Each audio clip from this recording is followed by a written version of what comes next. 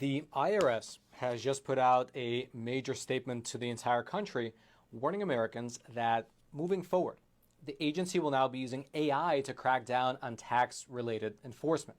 That's right, folks. As we kick off 2024, what can be better than tax GPT?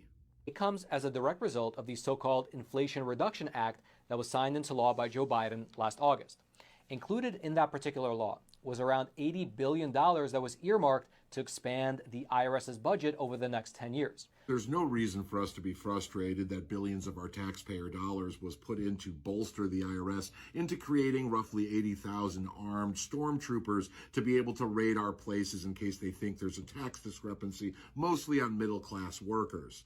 Nothing to worry about there, folks, because a percentage of that money has been allocated towards building a tax GPT, just basically an exponentially growing supercomputer brain that's there to make sure that you're not screwing around on any of the taxes that you've already paid your taxes on. According to the IRS, they will now begin to use AI tools to crack down on American taxpayers. Specifically, according to IRS estimates, Americans pay around 85% of the total taxes that they owe, with the difference between what is owed and what is actually paid known as the tax gap. Essentially, what's going on over here is the IRS has somehow come up with the number that roughly 20% of people's taxes that they claim that we owe is not being paid. The only thing that can come to mind is that after, let's say, you purchased a vehicle with your money that was already taxed before you got it, you paid taxes on the vehicle, which then you'd have to sticker and pay insurance and be able to pay all these other amounts in order to keep it on the road.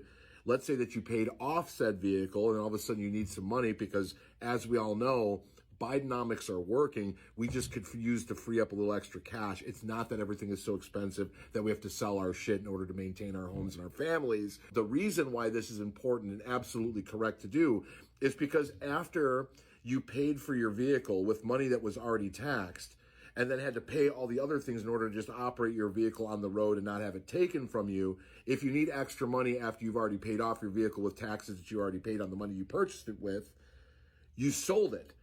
So you should then have to pay taxes again on the amount that you made off the car that depreciated that you already paid the taxes on after you sold it and made new money. It makes sense.